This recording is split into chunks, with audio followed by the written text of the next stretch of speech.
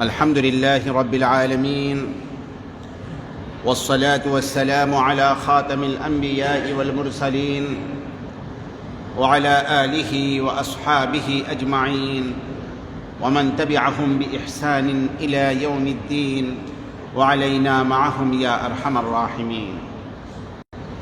أما بعد، قال الله سبحانه وتعالى: ووصينا الإنسان بوالديه حملته أمه وهنا على وهن وفصاله في عامين أن اشكر لي ولوالديك إلي المصير.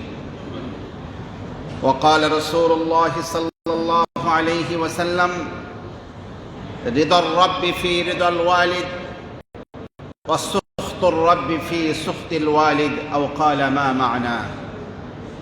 صدق الله العظيم وصدق رسوله النبي الكريم ونحن على ذلك من الشاهدين والشاكرين والحمد لله رب العالمين. سبحانك لا علم لنا إلا ما علمتنا إنك العليم الحكيم. اللهم صل على محمد وعلى آل محمد كما صليت وسلمت وباركت على إبراهيم وعلى آل إبراهيم إنك حميد مجيد. اللهم بارك على محمد وعلى آل محمد كما باركت على إبراهيم وعلى آل إبراهيم إنك حميد مجيد. حسبنا الله ونعم الوكيل، نعم المولى ونعم النصير، وأفوض أمري إلى الله إن الله بصير بالعباد. رب اشرح لي صدري ويسر لي أمري واحلل عقدة من লিসানি يفقهوا قولي. সর্বপ্রথম আমরা আল্লাহ সুবহানাহু ওয়া তাআলার শাহী দরবারে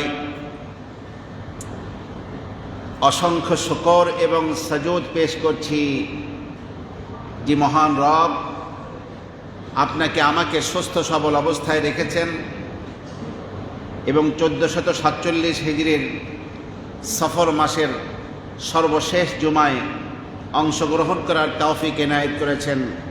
এজন্য অন্তরের অন্তঃস্থল থেকে কালিমাতুশ শুকর আদায় করে আমরা সকলেই পড়ছি আলহামদুলিল্লাহ। অসংখ্য দরুদ এবং সালামের হাদিয়া পেশ করছি আপনার আমার প্রিয় নবী, বিশ্ব নবী, বিশ্বের সকল মানুষের মুক্তির দূত, আকায়ে দোজাহা, সৈয়দুল কাউনাইন, ইমামুল আম্বিয়া ওয়াল মুরসালিন, খাতামুন নবিয়্যিন, জনাবে মুহাম্মদুর রাসূলুল্লাহ সাল্লাল্লাহু আলাইহি ওয়াসাল্লামের পবিত্র রূহের উপরে। সম্মানিত দিনদার পরহেজগার মুসল্লি ভাই এবং বোনেরা, আল্লাহ সুবহানাহু ওয়া তাআলা আপনাকে আমাকে যে হায়াত দিয়েছেন, কিয়ামতের আগে সেই হায়াতের দিনগুলো, মাসগুলো, সপ্তাহগুলো দ্রুত ফুরিয়ে যাবে। এক শুক্রবার আসার পরে দ্বিতীয় শুক্রবার চলে আসতেছে, এক মাস যাওয়ার পরে আরেক মাস দ্রুত চলে আসছে, একটি বছর চলে যাওয়ার পরে পরবর্তী বছর অত্যন্ত দ্রুত গতিতে চলে আসতেছে। এই তাকারুবুজ জামান, এটা কিয়ামতের একটি আলামত। ইতিমধ্যে আমাদের অনেক প্রিয় মুসল্লি আমাদের কাছ থেকে বিদায় নিয়ে চলে গেছেন। অনেকে আমরা বাবা হারিয়েছি, অনেকে মা হারিয়েছি। আজকের সিরাতুন নবী আলোচনা আগামী সপ্তাহ থেকে ইনশাআল্লাহ শুরু হবে রবিউল আউয়াল মাসে। তার পূর্বে আজকের খুতবার আলোচ্য বিষয় হলো, আপনারা আমার সামনে থেকে যখন মাথা পেতে বিদায় হয়ে যায়, মারা যায়, তখন আমাদের উপরে কী করণীয় আছে। মাতা পিতার মৃত্যুর পর আমাদের করণীয় কি, এটাই হলো আজকের আলোচ্য বিষয়। ওমা তৌফিকি ইল্লা বিল্লাহ আলাইহি তাওয়াক্কালতু ওয়া ইলাইহি উনীব। আমার প্রিয় ভাইরা, সর্বপ্রথম আপনার আমার মা মারা গেল অথবা বাবা মা মারা গেল, তাহলে আমাদের যে কোনো মুসিবতে পড়ে মারা যাওয়াটার চেয়ে বড় মুসিবত কি আছে? বাবা চলে গেলেন তো আমার দুনিয়ার বটগাছ, আমাকে নিয়ে চিন্তা করার ব্যক্তিরা দুনিয়া থেকে চলে গেলেন। মা চলে গেলেন তো আমার জন্য দোয়ার যে দুটি হাত ছিল, হাজারো বিপদ, যে পাহাড় মুসিবত আমার উপরে ধেয়ে আসছিল, ভেঙে পড়ছিল, ওই মায়ের দোয়ায় বিপদগুলো ঘটে যাচ্ছিল। তো একজন মা বাবাকে হারা, এর চেয়ে বড় মুসিবত সন্তানদের জীবনে আর কি হতে পারে? এই জন্য 1 নম্বর করণীয় হলো মাতা পিতার মৃত্যুর পরে যে ইন্না লিল্লাহি ওয়া ইন্না ইলাইহি রাজিউন পড়া। কি পড়া? ইন্না লিল্লাহি ওয়া ইন্না ইলাইহি রাজিউন পড়া। আর যাতে মুসিবতটা হালকা হয় এই জন্য মাঝে মাঝে পড়া আল্লাহুম্মা আজিরনি ফি মুসিবতি ওয়াখলুফ লি খায়রাম মিনহা। আল্লাহুম্মা আজিরনি ফি মুসিবতি ওয়াখলুফ লি খায়রাম মিনহা। তো বেশি বেশি ইন্না লিল্লাহ পড়া হলো 1 নম্বর আমল। 2 নম্বর as-sabru আলা মাউতিহিমা। মাতা পিতা মারা গিয়েছে, আপনার আমারও তো মৃত্যু সামনে অপেক্ষা করছে। এই জন্য যদি সমস্ত কাজ কারবার ছেড়ে দেয়, একবারে এমনভাবে ভেঙে পড়ে যে সব কিছুই সে ভুলে গেছে দুনিয়ার, তাহলে আপনার আমার তো সন্তান সন্ততি আছে, স্ত্রী পুত্র বাচ্চা কাচ্চা আছে, পরিবার আছে, সামাজিক দায়িত্ব আছে, রাষ্ট্রের দায়িত্ব আছে, সেগুলো কে পালন করবে? এই জন্য as-sabru আলা মাউতিহিমা 2 নম্বর দায়িত্ব হলো, কর্তব্য হলো মাতা পিতা মারা যাওয়ার পরে ধৈর্য ধারণ করা, সবর করা। আপনি চিৎকার করলেও মা বাপ তো আর ফিরে আসবে না। বিলাপ করে কান্নাকাটি করতো এক যুগে, বিলাপ করে কান্নাকাটি করলেও তো মৃত মা বাবাকে ফিরে আনা যাবে না। তো আপনাকে তো আমাকে সবর করতেই হবে, কিন্তু সেই সবরটা যদি হয় আল্লাহ আমাকে এর বিনিময় দিবেন, আল্লাহর কাছ থেকে আমি সওয়াব পাবো যদি আমি সবর করি, এই নিয়ত করে আমরা সবর করব। রাসূলুল্লাহ সাল্লাল্লাহু আলাইহি ওয়াসাল্লাম ইরশাদ করেছেন, ইন্নাল্লাহা লা ইয়ারদা লিইবাদিহি লিআবদিহিল মুমিন ইযা যাহাবা বিসাফিয়্যিহি ফাসাবারা ওয়াহতাসাবা ওয়া ক্বালা মা উমিরা বিহি বিসাওয়াবিন দুনাল জান্নাহ। নাসাই শরীফের হাদিস। রাসূলুল্লাহ সাল্লাল্লাহু আলাইহি ওয়াসাল্লাম বলেন, যখন কারো অতি আপনজন দুনিয়া থেকে বিদায় হয় এবং সে সবর করে এবং আল্লাহর কাছ থেকে বিনিময় পাওয়ার আশা করে, তো যে ব্যক্তি এভাবে সবর করবে আল্লাহ পাক তাকে জান্নাত দিয়েই ক্ষান্ত হবেন।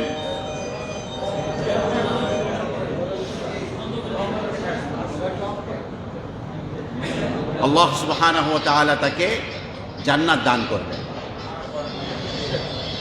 রাসূলুল্লাহ সাল্লাল্লাহু আলাইহি ওয়াসাল্লাম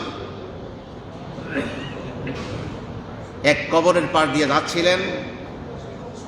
এক মহিলা সেই কবরের পাশে দাঁড়িয়ে কাঁদছিল। তো তার সন্তান মারা গিয়েছে, এই জন্য আল্লাহর নবী তাকে বললেন, বুখারী শরীফের হাদিস, ইত্তাকিল্লাহা ওয়াসবিরি, এই মেয়ে তুমি আল্লাহকে ভয় করো এবং ধৈর্য ধারণ করো। বনী ইসরায়েলের এক মহিলা কবরের পাশে বসে কাঁদছিল। ওই জামানার নবী, তিনি ঘোড়ার পৃষ্ঠে সওয়ার হয়ে কোথাও যাচ্ছিলেন। নবী ওই মহিলাকে জিজ্ঞাসা করলেন যে তুমি কার কবরের পাশে ধরে বসে কাঁদছ? মহিলা বলল, আমার বাচ্চা মারা গেছে। তখন নবী জিজ্ঞাসা করলেন, কয় বছরের বাচ্চা মারা গেছে? বলছে 70 বছরের বাচ্চা। কয় বছরের বাচ্চা ভাই? 70 বছরেও বলে বাচ্চা থাকে সেই উম্মতের, মানে তারা অনেক হায়াত পাওয়া উম্মত। তখন সেই নবী বললেন, তোমার 70 বছর হায়াত পাইছে, তো অনেক হায়াত পেয়েছে, সে বাচ্চাকে হারিয়ে তুমি কাঁদছ? শেষ জামানার নবী আসবেন, তার উম্মতেরা তাদের হায়াতই হবে 60 থেকে 70। তখন ওই মহিলা বলছে যে আমাকে যদি আল্লাহ পাক সেই জামানা পর্যন্ত হায়াত দেন, তাহলে আমি একটা সেজদার মধ্যেই 70 বছর কাটাই দিই।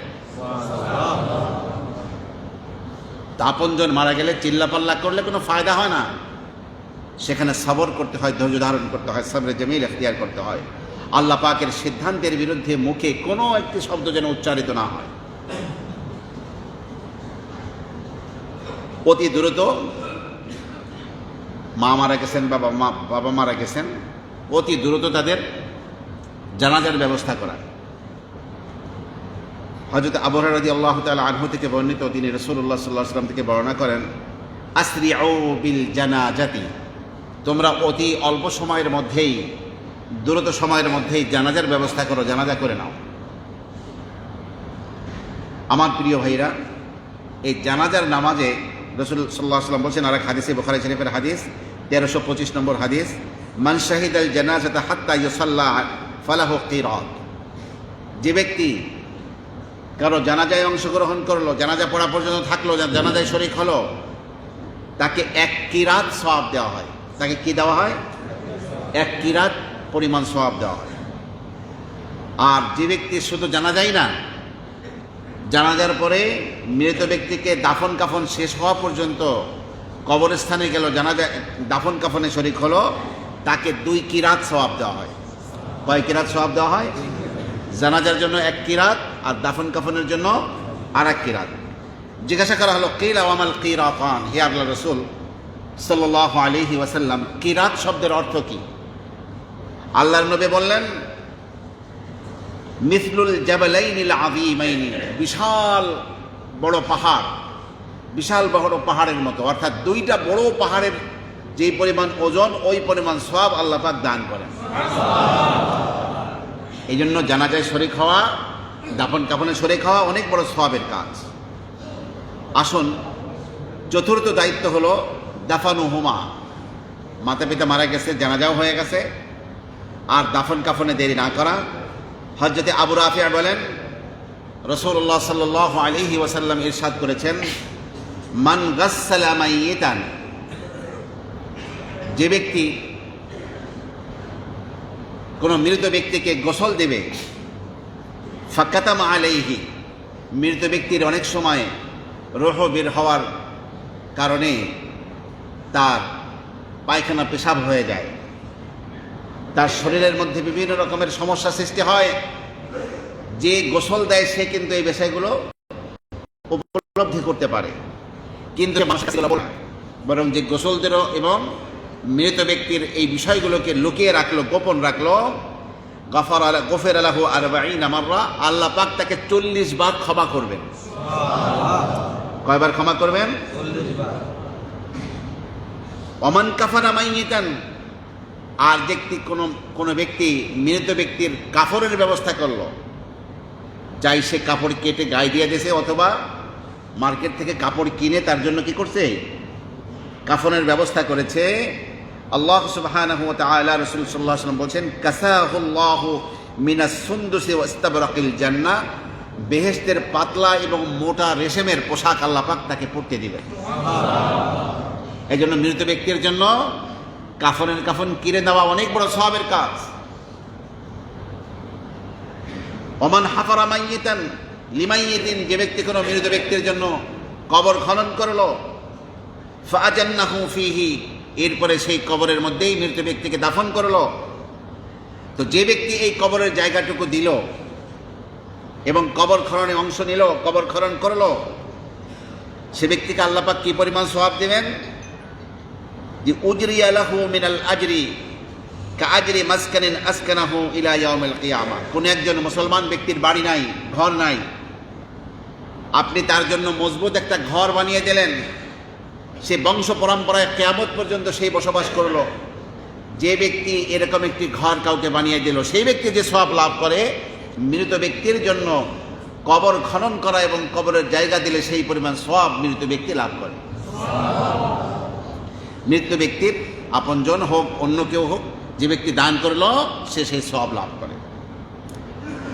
আমার প্রিয় ভাইরা, পঞ্চম দায়িত্ব হলো মাতা পিতা মারা গেলে সর্বদাই তাদের জন্য ইস্তেগফার করা, আল্লাহর কাছে ক্ষমা চাওয়া, যে আল্লাহ আমার আব্বাকে তুমি মাফ করে দাও, আমার মাকে তুমি মাফ করে দাও, এভাবে বারবার আল্লাহর কাছে কান্নাকাটি করতে থাকা, দোয়া করতে থাকা, তাদের জন্য ইস্তেগফার করা।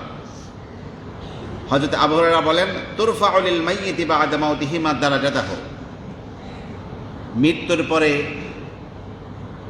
এই মাইয়িতের মর্যাদা পরকালে বৃদ্ধি করে দেওয়া হয়। ফায়াকুলু, তখন মৃত ব্যক্তি বলতে থাকে, আয় রব আইয়ু শাইইন হাদিহি, আল্লাহ আমি যে মর্যাদায় ছিলাম তার চেয়ে আমার মর্যাদা যে বাড়িয়ে দেওয়া হলো, এর কারণ কি, কোন জিনিস আমার জন্য আসলো? তখন তাকে বলা হয়, ওয়ালাদুকা ইস্তাগফারা লাক, তোমার ছেলে, তোমার মেয়ে তোমার জন্য আল্লাহর কাছে ইস্তেগফার করেছে, ক্ষমা চেয়েছে, এই জন্য তোমার মর্যাদাকে বৃদ্ধি করে দেওয়া হয়েছে। এই জন্য বাবা মা মারা গিয়েছে তাদের জন্য সর্বদাই ইস্তেগফার করতে থাকা। আমার প্রিয় ভাইরা, হযরত ওসমান ইবনে আফফান রাদিয়াল্লাহু আনহু বলেন যে এক ব্যক্তিকে দাফন করা হচ্ছে, রাসূলুল্লাহ সাল্লাল্লাহু আলাইহি ওয়াসাল্লাম সে কবরের পাশে দাঁড়িয়েছিলেন। ফালাম্মা ফারাগা মিনহু, যখন কবরে মাটি দেওয়া শেষ হলো, কবর দেওয়া শেষ, আল্লাহর নবী বললেন ইস্তাগফিরু লিআখিকুম, তোমরা তোমাদের ভাইয়ের জন্য আল্লাহর কাছে ইস্তেগফার করো। ওয়াসালুল্লাহ লাহু বিসসাবাত, এখন তার জন্য তোমরা দোয়া করো আল্লাহর কাছে, আল্লাহ তাআলা যেন মুনকির নকির যে প্রশ্ন করবে সেই প্রশ্নে সে যেন অটল থাকতে পারে, ভয় পেয়ে না যায়, আতঙ্কবোধ না করে, এই জন্য অটল থাকার জন্য দোয়া করবে। ফাইন্নাহু ইউসআলু আল আন, কারণ এখনই তাকে প্রশ্ন করা হবে। হাদিসে আসছে যে মৃত ব্যক্তিকে দাফন করে লোকজন কেবল যাচ্ছে, তাদের জুতার আওয়াজ এখন বের পাওয়া যাচ্ছে, এই মুহূর্তেই এই আপনার মুনকির নকির কবরে চলে আসে। মার রব্বুকা ওয়া মা দীনুকা ওয়া মান নাবিয়ুকা, এই প্রশ্নের উত্তর মুখস্থ করে রাখলে হবে না। যে অনুযায়ী বান্দা আমল করবে সেই অনুযায়ী সময় মতো কবরে তার মুখ থেকে সেটা বের হবে। আল্লাহকে রব বলে স্বীকার যে ব্যক্তি করে সেইভাবে জীবন চালাবে, সে উত্তর দিতে পারবে রব্বি আল্লাহ। অমা দীনুকা, দিনদারের সাথে যে ব্যক্তি চলবে সে ব্যক্তি উত্তর দিতে পারবে দীন ইয়াল ইসলাম, আমার ধর্ম, আমার দিন, আমার জীবন আদর্শ হচ্ছে ইসলাম। আর রাসূলের আদর্শ নিয়ে যদি চলতে পারে, যখন বলা হবে যে এই লোকটা কে, রাসূলুল্লাহ সাল্লাল্লাহু আলাইহি ওয়াসাল্লামের ছবি দেখে বলবে মুনকির নকির এই লোকটি কে, তখন বলবে তিনি হচ্ছেন আমাদের নবী মুহাম্মদুর রাসূলুল্লাহ সাল্লাল্লাহু আলাইহি ওয়াসাল্লাম। তোমার নবীকে, আমার নবী হচ্ছেন মুহাম্মদ মুস্তাফা সাল্লাল্লাহু আলাইহি ওয়াসাল্লাম। মাতা পিতার জন্য সন্তানদের উপরে ষষ্ঠ দায়িত্ব হলো কদাউদ দাইনি আনহুমা। মাতা পিতা আপনাকে আমাকে প্রতিপালন করতে গিয়ে, আপনার আমার জন্য ঘর দুয়ার বানাতে গিয়ে, আপনাকে আমাকে পোশাক বানাতে গিয়ে, খাদ্য খাবার দিতে গিয়ে, পড়ালেখা করাতে গিয়ে মাতা পিতা অনেক সময় ঋণী হয়ে থাকেন। তো পৃথিবীর মানুষের নিয়ম হলো কারো কাছ থেকে 5টা টাকাও যদি 2টা টাকা 1টা টাকাও নেয়, সাথে সাথে ডায়েরিতে লিখে রাখা। কারণ অনেক ঋণ আছে, অনেক কিছু আছে যে বাবা ঋণ করেছে ছেলে জানে না,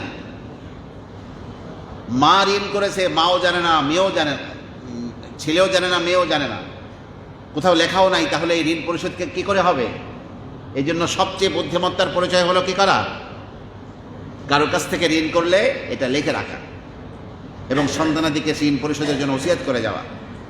তো যাই হোক, ষষ্ঠ দায়িত্ব হলো মাতা পিতার প্রতি তাদের ঋণ পরিশোধ করা। এই বিষয়ে হাদিসে রাসূলুল্লাহ সাল্লাল্লাহু আলাইহি ওয়াসাল্লাম বলছেন, নাফসুল মুমিনি মুআল্লাকাতুন বিদাইনিহি হাত্তা ইউকদা আনহু। মানুষের সত্তা এটা ঝুলন্ত থাকে তার ঋণের সাথে, যতক্ষণ ঋণ পরিশোধ না করা হয় ততক্ষণ পর্যন্ত তার পরকালীন জগৎ ঠিক হয় না। আগে ঋণ পরিশোধ হবে, তারপরে ঠিক হবে। আর এক হাদিসে আসছে, মা দাখালাল জান্নাতা হাত্তা ইউকদা দাইনুহু। ওই ব্যক্তি জান্নাতে প্রবেশ করবে না যতক্ষণ তার ঋণ পরিশোধ করা না হয়। এই জন্য সবচেয়ে উত্তম হলো নিজের ঋণ নিজ হাতে পরিশোধ করে যাওয়া। সাধারণত ছেলে মেয়ের চরিত্র হলো পৃথিবীতে এমন, ছেলে মেয়ে শুধু বাবা মায়ের সম্পদ ভোগ করতে পারে, কিন্তু বাবা মায়ের ঋণকে পরিশোধ করে না। সাধারণত তিলে তিলে মানুষ করতে গিয়ে, দুনিয়ায় সন্তানকে প্রতিষ্ঠিত করতে গিয়ে বাবা মা ঋণ করলো, কবর সে ঝুলন্ত থাকলো, কবরে শাস্তি পেলো, জান্নাতে দিতে পারছে না, কিন্তু ছেলেমেয়েরা সম্পদ ভোগ করতেছে, বাবা মায়ের ঋণ পরিশোধ করছে না। রাসূলুল্লাহ সাল্লাল্লাহু আলাইহি ওয়াসাল্লাম একটা জানাজা আসলে বললেন, আচ্ছা এই লোকটা মারা গেছে, তোমরা কি এর কাছে কোনো টাকা পয়সা পাইবা? এক লোক বলছে, ইয়া রাসূলুল্লাহ, আমি তার কাছে 2টি স্বর্ণের টাকা দিনার পাই। দিনার মানে স্বর্ণের টাকা, আর দিরহাম মানে রূপার টাকা। আল্লাহর নবী বললেন, তোমরা তোমাদের ভাইয়ের জানাজা পড়ো, আমি জানাজা পড়ব না, কারণ সে ঋণগ্রস্ত। হযরত আবু দারদা রাদিয়াল্লাহু তাআলা আনহু অথবা কাতাদা রাদিয়াল্লাহু আনহু বললেন, ইয়া রাসূলুল্লাহ, মাত্র 2টি টাকার জন্য আপনি আল্লাহর নবী, আপনার জানাজা থেকে আমাদের ভাই বঞ্চিত হবে। এই 2 টাকা আমার নিজের পক্ষ থেকে আমি আমার ভাইয়ের ঋণ পরিশোধ করে দিব। তার ওয়াদায় আল্লাহ নবী সাল্লাল্লাহু আলাইহি ওয়াসাল্লাম নামাজে জানাজা পড়ালেন, মৃতকে দাফন করা হলো। পরবর্তী দিন সাহাবী আসলেন, আল্লাহ নবী সাল্লাল্লাহু আলাইহি ওয়াসাল্লাম বললেন, এই গতকালকে যে লোকটি মারা গিয়েছিল তার 2টি টাকা পরিশোধের দায়িত্ব কে নিয়েছিল? সাহাবী বললেন, আমি নিয়েছিলাম।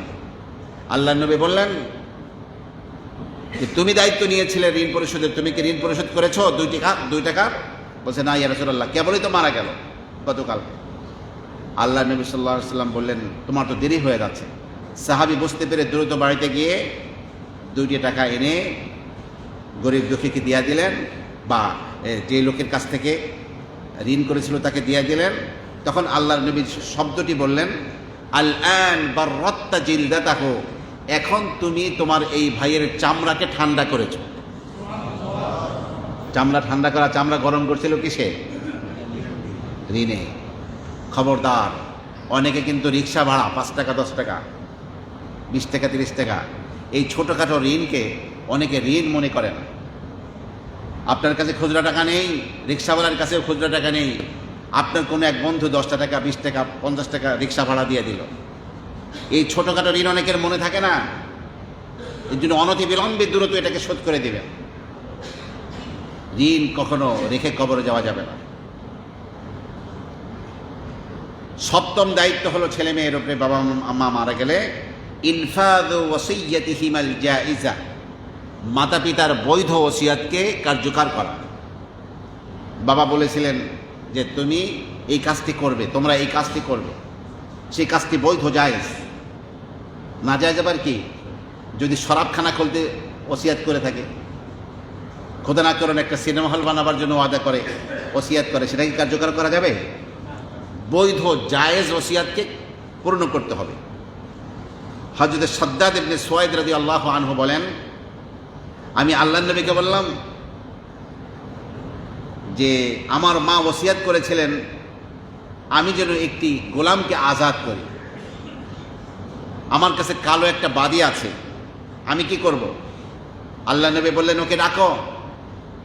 আল্লাহ নবী থেকে জিজ্ঞাসা করলাম, মান রব্বুকে, এই তোমার রব কে? মেয়েটি বলল, আল্লাহ। তারপরে রাসূল জিজ্ঞাসা করলেন, মান আনা, আমি কে? তখন মেয়েটি বলল, আপনি আল্লাহ রাসূল। তখন আল্লাহর নবী তাকে বললেন, আতিকহা ফাইন্নাহা মুমিনা, তুমি তাকে আজাদ করে দাও, কারণ সে ঈমানদার। তার মানে মা ওসিয়াত করেছিল বাদী আজাদ করার, ঈমানদার বাদী, তাকে আজাদ করে দিলেন সাহাবী। ইবনে হিব্বান শরীফের হাদিস। আসুন, 8ম দায়িত্ব হলো তাকসিমুত তারাকা আলাল ওয়ারাসাতি হাসবা ফারাইদিস শারঈ, শরিয়াতের ফরাইজ অনুযায়ী বাবা বা মা যে সম্পদ রেখে গিয়েছেন, শরিয়াতের বন্টন অনুযায়ী এই রেখে যাওয়া সম্পদকে ওয়ারিসদের মাঝে বন্টন করা। এখন বলবেন, আমরা তো কে কত অংশ পাবে আমরা তো জানি না। আপনার কোনো জানা দরকার নাই। আপনার বাবা মারা গেছে, আপনারা কয় ভাই বোন আছেন, আপনার মা আছে, আপনার অমুক আছে, এই সব কিছু লিখে আপনি যেই মাদ্রাসায় ফতোয়া বিভাগ আছে সেই মাদ্রাসায় যাবেন, যে হুজুর আমার ফরায়েজটা বলে দেন, কে কত অংশ পাবে। আপনার একেবারে কে, আপনারা কয় ভাই, প্রত্যেকে কতটুকু কে পাবে, চুল চেরা একেবারে একটা রতি পর্যন্ত আপনাকে বন্টন করে দেবে, মালসাতে সিল ছাপ্পড় লাগিয়ে দেবে। কারণ এই ফরায়েজের বন্টন, সম্পদ বন্টনের এই বিধান আল্লাহ পাক নবীর উপরে স্থগিত রাখেন নাই, নিজেই কোরআন কারিমে আল্লাহ পাক সম্পদ বন্টন করেছেন।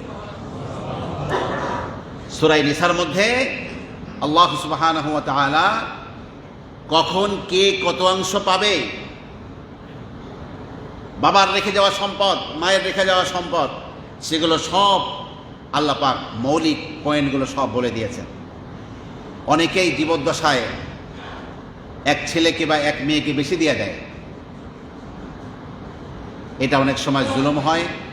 অনেকে জীবদ্দশায় বন্টন করে দেয়, পরে গিয়ে নিজের বাড়িতেও নিজে থাকতে পারে না, মেয়ের বাসায় গিয়ে মরা লাগে তার। কাউকে অতিরিক্ত কোনো কিছু দিতে গিয়ে আবার পরকালে নিজের ক্ষতি না হয়, সেটা চিন্তা করতে হবে। দামি জায়গাগুলো ছেলেদেরকে দিয়ে গ্রামের বাড়ির জমিগুলো মেয়েদেরকে দেয়। অথচ ঢাকা শহরের জমির মূল্য গ্রামের মূল্য কি এক নাকি? ঢাকা শহরে 1 কাঠা জমির মূল্য দিয়ে গ্রামের 5-10 বিঘা কেনা যায়, 20 বিঘা কেনা যায়। এই জন্য কাউকে ঠকানো যাবে না। আর আপনার জীবদ্দশায় বন্ধনও দরকার নাই, একেবারে শরীয়ত সম্মতভাবে এই সম্পদ বন্টন করে দেবে ওলামা ইকরাম। আপনি শুধু বলবেন গিয়ে কাগজে লিখে স্বাক্ষর দিয়ে দেবে, সেই অনুযায়ী কড়াক্রান্তিভাবে সবাইকে বন্টন করে দিবেন। এরপরে as-সাদাকাতু লাহুমা, মাতা পিতার জন্য সদকা করা। আমাদের আয়েশা বলেন, এক ব্যক্তি আল্লাহ নবীর কাছে এসে বলল, ইয়া রাসূলুল্লাহ, ইন্না উম্মি আফলাতাত নাফসাহা ওয়া লাম তুসি, আমার মা হঠাৎ করে মারা গিয়েছেন, কোনো ওসিয়াত করার সুযোগ পান নাই। ওয়া আযুন্নুহা লাউ তাকাল্লামাত তাসাদ্দাকাত, আমি আশা করছি আমার মা যদি কথা বলতে পারতেন তাহলে তিনি দান করতেন, সদকা করতেন, বলতেন আমার ওই সম্পদটা দিয়ে দাও। তো আফালাহা আজরুন ইন তাসাদ্দাকতু আনহা, আমি যদি এখন আমার মায়ের পক্ষ থেকে সদকা করি, দান করি, তাহলে আমার মাকে সওয়াব পাবেন? রাসূলুল্লাহ সাল্লাল্লাহু আলাইহি ওয়াসাল্লাম বলেন, নাম, হ্যাঁ, তোমার মা সওয়াব পাবেন। এই জন্য বাবা এবং মায়ের নামে কি করা?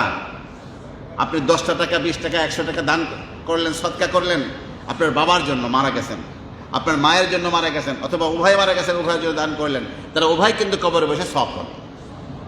মুসলিম শরীফের হাদিস। এরপরে যদি কোনো আপনার রোজা মান্নত করে থাকে, মা একটা রোজা মান্নত করেছিল, এক সময় গ্রামগঞ্জে অসহায় অবস্থা দেখা যাইত যে কোনো একটা বিপদে পড়ছে ছেলে অথবা মেয়ে, মা করতো কি, বলতো, আল্লাহ আমার বাচ্চাকে তুমি এই বিপদ থেকে উদ্ধার করো, আমি 10 দিন রোজা রাখবো, আমি 1 খতম কোরআন পড়ে দেব। এইভাবে সন্তানের জন্যই মাতা পিতা কি করতো? মাতা পিতা আপনার মান্নত করত। এই মান্নত পূরণ করার টাইম পান নাই, তার আগে মালাকুল মাউত চলে আসছে, বাবা মা আপনার আমার কাছ থেকে বিদায় নিয়ে গিয়েছে। রাসূল সাল্লাল্লাহু আলাইহি ওয়াসাল্লাম বলেন, বুখারী শরীফের 1952 নম্বর হাদিস, মান মাতা ওয়া আলাইহি সাওমুন সামা আনহু ওয়ালিয়ুহু, যে ওয়া আলাইহি সিয়ামুন, যে ব্যক্তি এই অবস্থায় মারা গেল যে তার দায়িত্বে কি রয়েছে? মান্নতের রোজা আছে। সামা আনহু ওয়ালিয়ুহু, তার পরিবার, তার আপনজন, তার সন্তান তার পক্ষ থেকে কি করবে? এই মান্নতের রোজা পূরণ করবে। আদাউল হজ্জ আনহুমা, মাতা পিতার পক্ষ থেকে এর পরবর্তী করণীয় হলো মাতা পিতার পক্ষ থেকে হজ আদায় করা। জুহাইনিয়া আরবের একটা প্রখ্যাত কবিলা ছিল, সেই কবিলার এক মহিলা এসে আল্লাহ রাসূল সাল্লাল্লাহু আলাইহি ওয়াসাল্লামকে বলল, ইয়া রাসূলুল্লাহ, আমার মা মান্নত করেছিলেন যে তিনি হজ করবেন, কিন্তু তিনি হজ করার সুযোগ পাওয়ার পূর্বেই দুনিয়া থেকে চলে গিয়েছেন। আফা আহজ্জু আনহা, আমি কি আমার মায়ের পক্ষ থেকে হজ আদায় করব? আল্লাহ নবী বললেন, হ্যাঁ আদায় করো। আর আইতা লাউ কানা আলা উম্মুকি দাইনুন আকুনতা তাকদিহি, আচ্ছা তুমি বলো আমাকে, যদি তোমার মায়ের কোনো ঋণ থাকতো, তুমি কি মায়ের ঋণকে পরিশোধ করতে না? এরপরে রাসূল বলেন, উকদুল্লাহ ফাল্লাহু আহাক্কু বিল ওয়াফা, আল্লাহর ঋণও পরিশোধ করো, আল্লাহর ঋণও বেশি গুরুত্ব দিয়ে পরিশোধ করা উচিত। এই জন্য যদি বাবা মার হজের জন্য কোনো কি থাকে, আপনার নিয়াত থাকে, নিয়াত ছিল, কিন্তু কোনো কারণে তারা হজ করতে পারেন নাই, সন্তান নিজে সে মাতা পিতার পক্ষ থেকে হজ পালন করবে। মাতা পিতার পক্ষ থেকে কোরবানি করা, নিজের ওয়াজিব কোরবানির পাশাপাশি আপনি আমি যদি বাবা মার জন্য কোরবানি করি, তাহলে তাদের কবরে তার সওয়াব পৌঁছে যাবে। আরেকটা করণীয় হলো, 13 নম্বর করণীয় হলো যে ইকরাম আসদিকাইল ওয়ালিদাইন, মাতা পিতার বন্ধুদেরকে সম্মান করা। হযরতে আব্দুল্লাহ ইবনে দিনার বলেন, হযরতে ওমর ইবনে আল খাত্তাব রাদিয়াল্লাহু আনহুর ছেলে আব্দুল্লাহ ইবনে ওমর, তার নাম কি নাম? আব্দুল্লাহ ইবনে ওমর, অত্যন্ত পরহেজগার সাহাবী ছিলেন।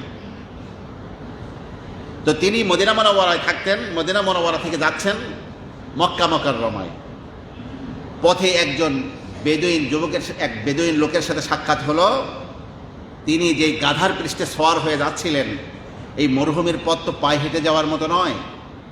আপনারা যারা হজ এবং ওমরার সফরে গিয়েছেন এবং দীর্ঘদিন থেকেছেন, আপনার পায়ে জুতা, তারপরেও পায়ে ঠসা পড়ে যায়। মরুর পথ হাঁটতে গেলে জুতা লাগে, যানবাহন লাগে। আমাদের বাংলাদেশের মাটির দেশের মতো সেখানে রাস্তাঘাট নয়। তো যাই হোক, যেই গাধার পৃষ্ঠে সওয়ার ছিলেন আব্দুল্লাহ ইবনে ওমর, তিনি সেই বেদুইন লোকটিকে ওই গাধা দিয়ে দিলেন, যে এটা আপনাকে দিয়ে দিলাম, আপনি এর উপরে সওয়ার হয়ে যান। এবং তার নিজের মাথায় পাগড়ি ছিল, পাগড়ি খুলে সেই বেদুইন লোকটির মাথায় পরিয়ে দিলেন। তো আব্দুল্লাহ ইবনে দিনার, আব্দুল্লাহ ইবনে ওমরের ছাত্র বলছেন, আসলাহাকাল্লাহ ইন্নাহুমুল আরাব, আল্লাহ পাক আপনার কল্যাণ করো, এরা তো বেদুইন মানুষ, গ্রামগঞ্জের মানুষ। ইন্নাহুম ইয়ারদুনা বিল ইয়াসির, অল্প কিছু দিলেই এরা সন্তুষ্ট হয়ে যায়, আপনার পুরা গাধাটা দেওয়ার কি দরকার ছিল? তখন আব্দুল্লাহ ইবনে ওমর বললেন, ইন্না আবা হাদা উদ্দান কানা লি ওমর ইবনুল খাত্তাব, এই লোকটির বাবা আমার বাবা ওমর ইবনুল খাত্তাবের বন্ধু ছিলেন, প্রিয় মানুষ ছিলেন। ওয়া ইন্নী সামি'তু রাসূলুল্লাহি সাল্লাল্লাহু আলাইহি ওয়াসাল্লাম ইয়াকুলু, আমি আল্লাহর নবী সাল্লাল্লাহু আলাইহি ওয়াসাল্লামকে বলতে শুনেছি, ইন্না আবাররাল বিরি সিলাতু আবিহি, সৎ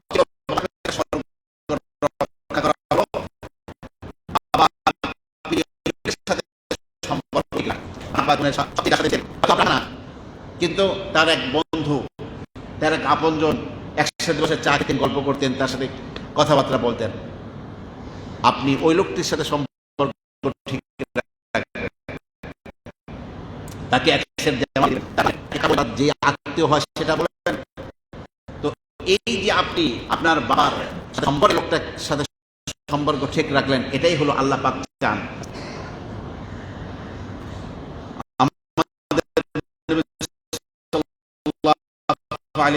দেখুন,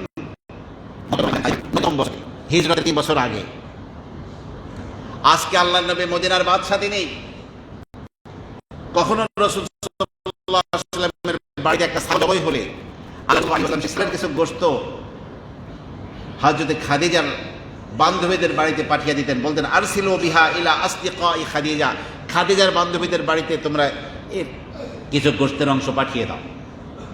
খাদিজা মারা গেছেন কবে? হিজরতেরও কয় বছর আগে? 3 বছর আগে। আজকে আল্লাহর নবী মদিনার বাদশা, তিনি সেই স্ত্রীর কথা বলতে পারেন নাই, তার সেই সম্পর্কের খাতিরে তার বান্ধবীদের বাড়িতে আল্লাহর নবী এভাবে ছাগলের গোশত পাঠিয়ে দিয়েছেন। আমার প্রিয় ভাইরা, এরপরে বাবা মার উপরে যদি কোনো কাফারা থাকে, তাহলে সেই কাফারা আদায় করতে হবে। যেমন মনে করুন, ভুল ক্রমে কেউ যদি হত্যা করে কাউকে, সে উঠিয়েছিল একটা পাথরের টুকরা, হঠাৎ করে কারো মাথায় লেগে মাথা ফেটে গেছে, লোকটা মারা গেছে, অথবা যে কোনো ক্রমে ভুল ক্রমে কাউকে হত্যা করেছে। এই জন্য কারো দ্বারা ভুল ক্রমে হত্যা না হয়, এই জন্য কোনো মুসলমানকে কোনো অস্ত্র আরেকজন মুসলমানের দিকে এরকম করতে নিষেধ করা হয়েছে। এভাবে বেহুশের মতো কোনো অস্ত্র, ধারালো অস্ত্র নিয়ে রাস্তায় দৌড়াদৌড়ি করা যাবে না, চলা যাবে না। যে হঠাৎ করে আরেক ব্যক্তি দৌড় দিল, তার পেটের মধ্যে ঢুকে গেল, তার চোখ ক্ষতিগ্রস্ত হলো, তার শরীর ক্ষতিগ্রস্ত হলো। এমনকি শিক্ষকরা অনেক সময় ছাত্রদের আপনার হাজিরা নেওয়ার জন্য যে কলম নেয়, অনেক সময় ছাত্ররাই কলম দেয়, সেই কলমটা মাথা তো চোক্কা চিকন, সরাসরি এরকম কারো গায়ে আঘাত লাগলে শরীরে ফুটো হয়ে যেতে পারে। ওস্তাদের দেখে এরকম করেও কলম দেওয়া নিষেধ, কলম খুলে। মানে ধারালো কোনো অস্ত্র, একজন মুসলমান আর একজন মুসলমানকে হত্যা করা তো দূরের কথা, ধারালো কোনো অস্ত্র আর একজন মুসলমানের দিকে তাক করবে, সেটাও নিষেধ। আমার প্রিয় ভাইরা, তো যদি কেউ এরকম ভুলক্রমে কাউকে হত্যা করে থাকে, তাহলে একজন গোলামকে আজাদ করতে হয় এবং দিয়াত দিতে হয়। দিয়াত মানে 100 উটের মূল্য। এক একটা উট যদি 1 লক্ষ টাকায় পাওয়া যায়, তাহলে 1 কোটি টাকা।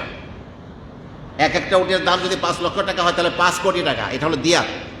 আর একটা ইমানদার, ফাতাহরির রাকাবাতি মুমিনা, ইমানদার একটি গোলামকে আজাদ করতে হবে এবং এই দিয়াত আদায় করতে হবে। এইভাবে এটা একটা কাফারা। অর্থাৎ আপনার আমার বাবা বা মা ভুল কর্মে কাউকে হত্যা করেছে, পরকালীন জগতে পার পাওয়ার জন্য আপনার সব কিছু বিক্রি করে হলেও এটা কাফারা দিয়ে দিতে হবে। অথবা আপনার বাবা একটা কাজ করার জন্য কসম খেয়েছিল, মা কসম খেয়েছিলেন, কিন্তু দেখা গেল যেই কাজটি করবেন অথবা করবেন না বলে কসম খেয়েছিলেন, তো পরে চিন্তা করে দেখা গেল যে সেই কাজটির মধ্যে কল্যাণ নেই করার মধ্যে বা না করার মধ্যে। তিনি কসম খেয়েছেন এটা করবেন, কাজটি করবে, এবং এই যে আল্লাহর নামের একটা আপনার এই কসমের কাফারা আদায় করবে। এরকম কসম এর কাফারা যদি বাবা মার জিম্মাদারিতে থাকে, ছেলে মেয়েদের উপরে দায়িত্ব হলো বাবা এবং মায়ের সেই কাফারাকে আদায় করে দেওয়া। আমার প্রিয় ভাইরা, মাতা পিতার উপরে কোনো মান্যত থাকলে সে মান্যতকে পূরণ করা, এবং মাতা পিতা যদি কোনো নেক আমল চালু করে দিয়ে থাকে, ছেলে মেয়েরা সে নেক আমলের পথকে রুদ্ধ করবে না। মনে করুন আপনার বাবা মসজিদের কমিটির সদস্য হোক অথবা সাধারণ মুসল্লি হোক, তিনি মসজিদে প্রতি মাসে 500 টাকা করে মসজিদে দিতেন, অথবা কোনো মাদ্রাসায় দিতেন, অথবা গরিব দুঃখীকে দিতেন। আপনার সঙ্গতি আছে, আপনার বাবার সেই কল্যাণমূলক কাজটা আপনি বন্ধ করবেন না। যেভাবে আপনার বাবা মসজিদে টাকা দিয়ে যাচ্ছিল, যেভাবে আপনার বাবা মাদ্রাসায় টাকা দিয়ে যাচ্ছিল, যেভাবে আপনার বাবা গরিব দুঃখীকে প্রতি মাসের খরচ হিসেবে 2, 4, 5 হাজার 10 হাজার দিয়ে যাচ্ছিল, আপনার আমার দায়িত্ব এবং কর্তব্য হবে বাবার ওই কাজটা যদি সঙ্গতি থাকে কোনো ক্রমে বন্ধ না করা, পারলে অঙ্ক আরও বাড়িয়ে দেওয়া, যাতে করে বাবার পরকালীন জগৎ আরও সমৃদ্ধ হয়। আমার প্রিয় ভাইরা, জিয়ারত কবরিহিমা 18 নম্বর দায়িত্ব হলো যে মাতা পিতার কবরকে নিয়মিতভাবে জিয়ারত করা, কবরের কাছে গিয়ে দোয়া পড়া, কবরের কাছে কিছুক্ষণ বসে থাকা। রাসূলুল্লাহ সাল্লাল্লাহু আলাইহি ওয়াসাল্লাম এক জামানায় কবর জিয়ারতকে নিষেধ করেছিলেন। রাসূল হাদিসে বলছেন, কুনতু নাহাইতুকুম আন জিয়ারাতিল কুবুর, কবর জিয়ারত করতে তোমাদেরকে নিষেধ করেছিলাম। ফাকাদ আদিন আলী মুহাম্মদ ফি কবরি উম্মিহি, আমি মুহাম্মদকে তার বাবা মায়ের কবর জিয়ারতের অনুমতি দেওয়া হয়েছে। ফাইন্নাহা তুযাক্কিরুল আখিরা, কারণ কবর জিয়ারতটা এটা আখিরাতকে স্মরণ করিয়ে দেয়। আর এক হাদিসে ইরশাদ হয়েছেন, আসসালামু আলাইকুম আহলাদ দিয়ারি মিনাল মুমিনিন ওয়াল মুসলিমিন। আল্লাহর নবী জান্নাতুল বাকিতে প্রায় যেতেন আর এইভাবে শব্দ বলতেন, আসসালামু আলাইকুম আহলাদ দিয়ারি মিনাল মুমিনিন ওয়াল মুসলিমিন ওয়া ইন্না ইনশাআল্লাহু বিকুম লাহিকুন। অচিরেই আপনারা যেভাবে কবরে গিয়েছেন, আমরাও আপনাদের সাথে এসে মিলিত হচ্ছি। নাসআলুল্লাহ লানা ওয়া লাকুমুল আফিয়া, আপনাদের জন্য আমাদের জন্য আল্লাহ পাকের কাছে নিরাপত্তা কামনা করছি, সমস্ত শাস্তি থেকে আল্লাহ পাক নিরাপত্তা দান করেন। আর এক হাদিসে ইরশাদ হয়েছে, যে ব্যক্তি তার ভাইয়ের, তার আপনজনের কবরের কাছে গিয়ে বসে এবং কবর জিয়ারত করে, দুনিয়ায় যদি জীবিত মানুষ কেউ কারো কাছে গিয়ে বসে, তখন সে দিলটা শান্ত হয় যে আমার আপনজন আমার কাছে বসেছে। যেইভাবে সে সান্ত্বনা পায়, তার ভালো লাগে, কবরের কাছে গিয়ে তার আপনজন বসলে কবরওয়ালার সেরকম ভালো লাগে। এই জন্য মাঝে মাঝে মাতা পিতার কবর জিয়ারত করা উচিত। ইফা ও উহুদিহিমা, মাতা পিতার অঙ্গীকারকে পূরণ করা। আল্লাহ বলেন, ওয়াউফু বিল আহদি, তোমরা অঙ্গীকারকে পূরণ করো। ইন্নাল আহদা কানা মাসউলা, কারণ অঙ্গীকার নিয়ে জিজ্ঞাসিত হতে হবে। আপনার বাবা একটা ডিট করে গিয়েছিলেন কোনো ব্যাপারে, হঠাৎ করে মারা গেছেন, আপনি বলবেন বাবা করছিল, আমার কোনো দায়িত্ব নাই। না, আপনাকে চেষ্টা করতে হবে, আপনার বাবা ওয়াদা করেছে, আর সেই ওয়াদা অনুযায়ী একটা লোক তার সমস্ত সম্পদ বিক্রি করে আপনার বাবার দোকানটাকে কিনেছে, আপনি সেটা ক্যান্সেল করবেন, তা হবে না। আপনার বাবার সেই অঙ্গীকারকে আপনার ঠিক রাখতে হবে এবং বাবার এই কথার সম্মান রাখতে হবে আপনাকে। বাপ যদি এরপরে 20 নম্বর দায়িত্ব হলো, বাবা যদি কোনো গুনাহের কাজের সূচনা করে গিয়ে থাকেন, খোদা না করুন, আপনি সেই কাজকে চলতে দিবেন না, সেটাকে বন্ধ করে দিবেন। মনে করুন, খোদা না করুন, কারো বাবা এভাবে মদের দোকান দিয়েছিল, অথবা সিনেমা হল করে গিয়েছিল, অথবা খারাপ কোনো কাজ যার দ্বারা গুনাহ হয় এমন কোনো কাজের সূচনা করেছিল, আপনি চেষ্টা সাধনা করে ওই গুনাহের পথকে রুদ্ধ করে দিবেন, ওই সিনেমা হল বন্ধ করে দিবেন, ওই মদের দোকান বন্ধ করে দেন, আপনার গুনাহগুলো চলতেই থাকবে। এবং আপনি ওরা থেকে বাঁচেন না, কারণ আপনার হাতে শক্তি আছে, আপনি বন্ধ করার, কিন্তু বাবাকে শাস্তি থেকে আল্লাহর শাস্তি বাঁচাবার চেষ্টা করলেন, আপনিও কিন্তু সেই অপরাধে জড়িত হয়ে। আমার প্রিয় ভাইরা, বাবা মা দুনিয়ায় থাকতে হয়তো অনেকের সাথে রূঢ় আচরণ করেছেন, কর্কশ ভাষায় কথা বলেছেন, অথবা কাউকে ধমক দিয়েছেন অন্যায়ভাবে, অথবা কাউকে মারধর করেছেন, অথবা কুৎসা রটনা করেছেন, অথবা কারো মেয়ে যাতে বিয়ে দিতে না পারে মিথ্যা তোহমাত মেয়ের ব্যাপারে, মেয়ের বাবা মার ব্যাপারে দিয়েছেন। আপনি এটা জানতে পেরেছেন, বাবা মা কবরে চলে গেছে, নিক্কার সন্তান হিসাবে, মাতা পিতার সুপুত্র আর সুকন্যা হিসাবে আপনার আমার উপরে দায়িত্ব হলো ওই বাবা মার হয়ে যার যে হককে নষ্ট করেছে সেই লোকটার কাছে গিয়ে ক্ষমা চাওয়া, অর্থনৈতিক কোনো ব্যাপার থাকলে দিয়ে দেওয়া, আর যেটা কোনো ইজ্জতের উপরে আঘাত করে কথা বলেছে অথবা ধমক দিয়েছে, মাপ চাওয়া ছাড়া কোনো সুযোগ নাই, হাত পাও ধরে হলেও তার কাছ থেকে ক্ষমা নিয়ে নেওয়া, বাবার জন্য মায়ের জন্য। এ বিষয়ে হযরত আবু হুরায়রা রাদিয়াল্লাহু তাআলা আনহু বলেন, রাসূলুল্লাহ সাল্লাল্লাহু আলাইহি ওয়াসাল্লাম ইরশাদ করেছেন, একদিন আমরা সবাই বসেছিলাম, রাসূল বললেন, আতাদরুনা মানিল মুফলিস, এই তোমরা কি জানো মুফলিস কে? মুফলিস আরবিতে মুফলিস, বাংলা হলো আপনার রিক্ত হস্ত, দেউলিয়া, যার কোনো সাধারণত টাকা পয়সা সব নষ্ট হয়ে গেছে, কিছু নাই, এই লোকটাকে সাধারণত আমরা কি বলি? কি বলি সবাই? দেউলিয়া বলি। তো সাহাবা ইকরাম বললেন, ইয়া রাসূলুল্লাহ, যে আমরা তো দেউলিয়া মনে করি, রিক্ত হস্ত, শূন্য হস্ত, কপর্দক শূন্য ওই ব্যক্তিকে মনে করি মাল্লা দিনার আলাহু ওয়ালা মাতা, যার কোনো সহায় সম্পদ নাই, টাকা পয়সা কিছুই নাই, আমরা তো তাকে এরকম দেউলিয়া মনে করি। যখন রাসূলুল্লাহ সাল্লাল্লাহু আলাইহি ওয়াসাল্লাম বললেন, আল মুফলিসু মিন উম্মতি, হ্যাঁ, আমার উম্মতের মধ্যে ওই ব্যক্তি হলো হতভাগা, ওই ব্যক্তি হলো রিক্ত হস্ত, ব্যক্তি হলো দেউলিয়া, ইয়াতি ইয়াউমাল কিয়ামাতি বিসসালাতি, সে অনেক নামাজ নিয়ে হাজির হবে, ফরজ নামাজ তাকবীরের সাথে জামাতে পড়েছে, নফল নামাজও ছাড়তো না, তাহাজ্জুদও পড়তো, অনেক নামাজ নিয়ে হাজির হবে। ও সিয়ামিহি, সারা জীবন বহু রোজা রেখেছে, ফরজের পাশাপাশি নফল রোজাও ছাড়ে নাই। ও যাকাতিহি, প্রতি বছর তার সম্পদের হিসাব করে যাকাত দিয়েছে। তো নফল, এই ফরজের পাশাপাশি নফলও দান সদকা করেছে। এইভাবে বিশাল বিশাল নেকির পাহাড় নিয়ে কিয়ামতের দিন আসবে। পাশাপাশি ওয়াকাদে শাতামা হাদা, এই ভালো কাজগুলো করার পাশাপাশি সে কিন্তু আর একজন ব্যক্তিকে গাল দিয়েছে। ওয়া আকালা মালা হাদা, আর একজনের সম্পদ অন্যায়ভাবে গ্রাস করেছে। নিজের জমিকে বড় করার জন্য আইল কেটে গ্রামের মানুষরা নিজের জমিকে কি করে? বড় করে। নিজের জমির, নিজের গরুকে আর একজনের গরুর রশ্মি হালকা করে দেয়, আর একজনের জমি থেকে যাতে ধান খেতে পারে, গম খেতে পারে। আর একজনের সম্পদ খেয়েছে। ওয়া সাফাকা দামা হাদা, আর একজনের রক্ত ঝরিয়েছে। ওয়া দরাবা হাদা, কাউকে মারধর করেছে। ফায়াকউদু, কিয়ামতের ময়দানে সে যখন বসবে, তখন এই যে যাকে গাল দিয়েছে তাকে তার নেকি দিয়ে দেওয়া হবে, যাকে মারধর করেছে তাকে নেকি দেওয়া হবে, যার সম্পদ অন্যায়ভাবে গ্রাস করেছে তাকে নেকি দিয়ে দেওয়া হবে। এরকম করতে করতে করতে করতে আপনার সমস্ত নেকগুলো, নেকির পাহাড়গুলো শেষ। ফাইন ফানিয়াত হাসিনাতুহু ক্বাবলা আন ইউতামা আলাইহি, তার দায়িত্বে যা ছিল সব কিছু দেওয়ার পূর্বেই যদি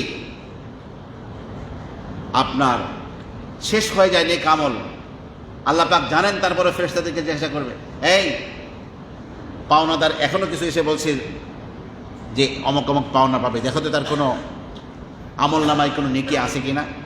আল্লাহ পাক জানেন, তারপরে ফেরেশতাদেরকে জিজ্ঞাসা করবেন।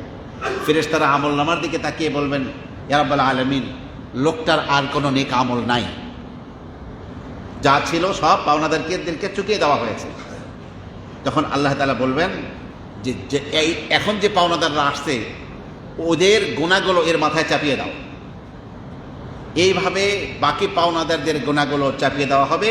সুম্মা তুরিহা ফিন্নার, এরপরে এই লোকটাকে যে বিশাল পাহাড় পাহাড় পরিমাণ নেকির পাহাড় নিয়ে এসেছিল তাকে এরপরে জাহান্নামে নিক্ষেপ করা হবে। সকলে বলে নাউযুবিল্লাহ। সবার এই কথাগুলো ভালো করে খেয়াল করা উচিত। অনেকে নির্বাচন করে মার্কেটের টাকা খাওয়ার লাইগা, অনেকে রাষ্ট্রের টাকা খাওয়ার জন্য এমপি হতে চায়, মন্ত্রী হতে চায়, অনেকে বড় বড় পোস্টে যাওয়ার জন্য হতে চায়। এই হাদিস তাদের সামনে থাকা উচিত যে না, আমি যদি এটা করি আমার কপাল পুড়ে যাবে। অনেকের পুরা শরীরের রক্তটাই হলো চাঁদাবাজির রক্ত, মানুষের কাছ থেকে জোর করে খাওয়ার রক্ত।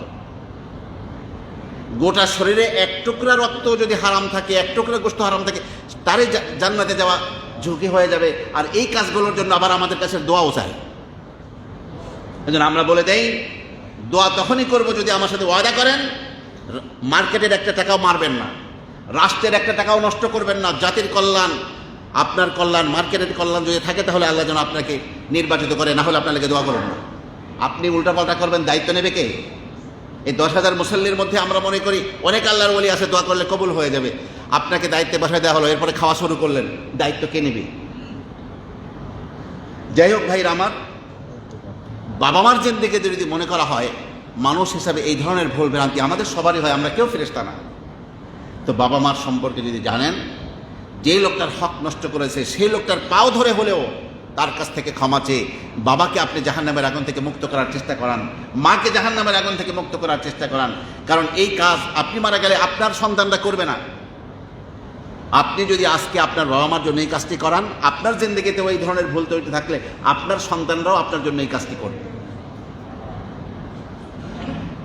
যে ব্যক্তি বাবা মার সাথে সম্পর্ক ভালো রাখে তার সন্তানরাও তার সাথে সম্পর্ক ভালো রাখে। আর যে ব্যক্তি বাবা মাকে কষ্ট দেয়, সমস্ত গুনাহের শাস্তি আল্লাহ বিলম্বিত করেন, কিন্তু বাবা মাকে কষ্ট দেওয়ার জন্যই তো যে শাস্তি, এই শাস্তি আখিরাতের পূর্বে দুনিয়ায় নগদ দিয়ে দেন, তখন তার সন্তান তার অবাধ্য হয়ে যায়। কারণ সে যে বাপকে কষ্ট দিয়েছে, মাকে কষ্ট দিয়েছে, সেই কষ্ট পাইয়া তাকে মরতে হবে। এটা বাস্তব, এটা জীবনের ডায়েরিতে লিখে রাখুক যারা বাবা মাকে কষ্ট দেয়। আমার প্রিয় ভাইয়েরা, সিলাতুল খালাতি বাদা মাউতিল মায়ের মৃত্যুর পরে খালার সাথে সম্পর্ক ঠিক রাখা। এ বিষয়ে প্রখ্যাত হাদিস আছে যে এক লোক আল্লাহ নবীকে এসে বলে, ইয়া রাসূলুল্লাহ, আমি একটি গুনাহ করেছি, আমার জন্য কি তওবার কোনো সুযোগ আছে? আল্লাহ নবী বললেন, ফাহাল্লাকা মিন উম্মিন, এই তোমার মা বেঁচে আছে? তখন সে বলল না। আল্লাহ নবী বললেন, ফাহাল্লাকা মিন খালাদিন, তোমার খালা বেঁচে আছে? লোকটি বলল হ্যাঁ। ক্বালা ফাবিরহা, তাহলে খালার সাথে তুমি সম্পর্ক ভালো রাখো, খালার খেদমত করো, খালার সাথে সদাচরণ করো। তার মানে হলো খালা হচ্ছেন কার স্থানে? মায়ের স্থানে। দেখবেন যেই শিশুর মা মারা যায় ও কিন্তু খালার পিছনে ছুটে ছুটে মায়ের সে স্নেহ পাওয়ার চেষ্টা করে খালার কাছ থেকে। আবার যেই ছেলে মেয়ের বাবা মারা যায় চাচার পিছনে ছুটে চাচার কাছ থেকে ওই বাবার স্নেহ পাওয়ার জন্য ছেলে মেয়েরা চেষ্টা করে। এটাই বাস্তবতা। এই জন্য ওই খালা এবং ওই চাচার ওই মারা যাওয়া ভাই এবং বোনের সন্তানদের আদর সোহাগ করা, এটা আল্লাহ পাক এই পরিমাণ খুশি হন যে তার সম্পদ আল্লাহ পাক তাকে ঢেলে দেন একেবারে। আরেকটি কথা হলো, গরিব দুঃখী অসহায় বিরন্ন মানুষকে বাবা মার পক্ষ থেকে খাবার খাওয়ানো। তবে এর জন্য বাবা মারা যাওয়ার 3 নম্বর দিনে, 40তম দিনে এরকম না, যে কোনো এক সময় গরিব দুঃখীকে ডেকে খাবার খাওয়াই দিলেন, কিছু পাকশাক করে খাওয়াই দিলেন। এই গরিব দুঃখীকে খাওয়ানোর দ্বারা এতগুলো মানুষকে, অসহায় মানুষকে যে খাবার খাওয়ালেন, এই সবটা আপনার আমার বাবা মার কবরে পৌঁছে যাবে। কিন্তু এটা কিন্তু শ্রাদ্ধ নয় যে সব ধনী মানুষকে দাওয়াত দিয়ে খাওয়ানো, না। এটা হলো আপনার গরিব দুঃখীকে সদকা হিসাবে তাদের কবরে পৌঁছে গেল। যদি জাকাত বাবা মা দেননি অথবা এবছরের জাকাত দেওয়ার সুযোগ পাননি, তারা গিয়ে মৃত্যুবরণ করেছেন, বাবা মার পক্ষ থেকে জাকাত আদায় করে দিতে হবে। বেশি বেশি তাদের জন্য দোয়া করতে হবে। রাসূলুল্লাহ সাল্লাল্লাহু আলাইহি ওয়াসাল্লাম ইরশাদ করেছেন, যখন মানুষ মারা যায় সমস্ত আমলের পথ রুদ্ধ হয়ে যায়, কিন্তু 3টা আমল বন্ধ হয় না। এক নম্বর হলো সাদাকায়ে জারিয়া। আপনি গাছ লাগিয়ে দিলাম, ওই গাছের ফল পশু পাখি খাচ্ছে, ওই গাছের ফল মানুষেরা খাচ্ছে। যত মানুষ খাবে তার সব কিন্তু যিনি গাছ লাগিয়েছেন তিনি পাবেন। আপনার কালভার্ট তৈরি করলেন, একটা ব্রিজ তৈরি করলেন, একটা সাঁকো তৈরি করলেন, অথবা একটা টিউবওয়েল পুঁতে দিলেন, অথবা একটা কুয়া খনন করে দিলেন, এই অথবা মাদ্রাসা বা মসজিদ করে দিয়ে গেলেন, এগুলো সব সদকায়ে জারিয়া। এটা কিন্তু মারা যাওয়ার পরেও বন্ধ হয় না। যতদিন পর্যন্ত এই নেক আমলটা দুনিয়ায় থাকবে ততদিন পর্যন্ত মৃত ব্যক্তি এই সওয়াব পেতেই থাকবে। 2 নম্বর হলো ইলমিন ইয়ানতাফিউ বিহি, সে কিছু মানুষকে কোরআন হাদিসের ইলম জানতো, আলেম ছিল, কিছু মানুষকে কোরআন হাদিস শিখিয়ে গেছে, অথবা কিতাব রচনা করে গিয়েছে একমাত্র আল্লাহর সন্তুষ্টির জন্য। যতদিন পর্যন্ত তার শেখানো এই ইলমটা দুনিয়ায় থাকবে, সেই কবরে বসে বসে হাজারো আলেমের দোয়া, হাজারো আলেমের এই সওয়াব সে কবরে বসে বসে পেতে থাকবে। আও ওয়ালাদিন সালিহিন ইয়াদউ লাহু, অথবা নেককার সন্তান দুনিয়ায় রেখে গিয়েছে, যে নেককার সন্তান বাবা মায়ের জন্য এভাবে দোয়া করতে থাকে আর কবরে বসে বসে তারা সেই আপনার সওয়াব পেতে থাকে।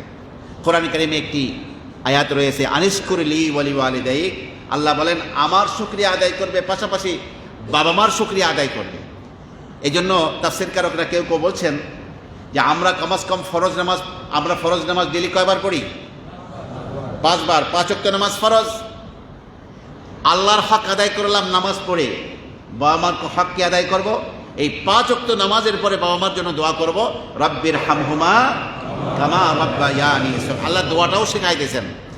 5 ওয়াক্ত নামাজ পড়ার পরে আমরা কি করব? বাবা মার জন্য দোয়া করব, রব্বির হামহুমা কামা রাব্বায়ানি সগীরা। আরো কিছু শব্দ আছে, রব্বিগফিরলি ওয়ালি ওয়ালিদাইয়া ওয়ালিল মুমিনিনা ইয়াওমা ইয়াকুমুল হিসাব, রব্বিগফিরলি ওয়ালি ওয়ালিদাইয়া ওয়ালিমান দাখালা বাইতিয়া মুমিনান ওয়ালিল মুমিনিনা ওয়াল মুমিনাত। অনেক শব্দে দোয়া আছে, কিন্তু সবার মুখস্থ আছে যে দোয়াটি, সেটা হলো রব্বির হামহুমা কামা রাব্বায়ানি সগীরা। নিয়মিতভাবে বাবা মার জন্য দোয়া করা, এটা আপনার আমার কর্তব্য, দায়িত্ব এবং ফরিজা। আল্লাহর হক আদায় করার পাশাপাশি যাদের মাধ্যমে দুনিয়ায় এসেছি, আপনার আমার জন্য সমস্ত কোরবানি মাতা পিতার, সেই মাতা পিতার জন্য 5 ওয়াক্ত নামাজের পরে দোয়া করতে হবে। আমার প্রিয় ভাইরা, মাতা পিতা যাদের দুনিয়া থেকে চলে গিয়েছে, সদ্য গিয়ে থাকুক বা অনেক আগে গিয়ে থাকুক, আমরা যে দায়িত্ব এবং কর্তব্যগুলো কোরআন এবং হাদিসের আলোকে বলা হলো, আমরা সেই দায়িত্ব এবং কর্তব্যগুলো যদি ঠিকমতো পালন করতে পারি, আল্লাহ সুবহানাহু ওয়া তাআলা আপনাকে আমাকে সকলকে সেই তৌফিক দান করুন। ইনশাআল্লাহ আগামী সপ্তাহ থেকে রাসূলুল্লাহ সাল্লাল্লাহু আলাইহি ওয়াসাল্লামের সিরাতের উপরে, রাসূল সাল্লাল্লাহু আলাইহি ওয়াসাল্লামের জীবন চরিত্রের উপরে আলোচনা হবে। আল্লাহ পাক আপনাকে আমাকে সকলকে কবুল করুন, আমিন। ওয়া আখিরু দাওয়ানা